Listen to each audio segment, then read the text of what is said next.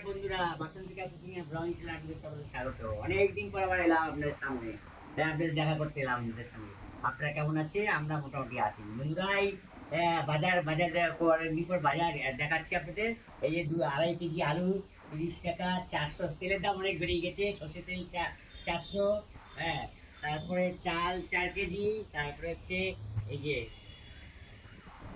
লঙ্কা 215 টাকা, আর পটল 515 টাকা, হলুদ 100, এই যে সয়াবিন 150, মুগ ডাল 200, এই যে একটা ধনে গুঁড়োর প্যাকেট, তারপরে 10 টাকা লঙ্কা।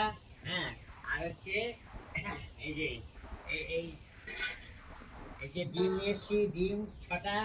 এই যে আবার মাছের ডিমও আছে, এই যে মাছের ডিম আছে 225 টাকা। তারপরে হচ্ছে এই যে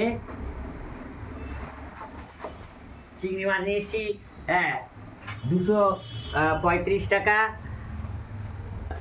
এই যে আর হচ্ছে এই যে বেদানা নিয়ে এসছি কালকে 1 কেজি, এটা এখানে নেবেই গেছে, তাই যে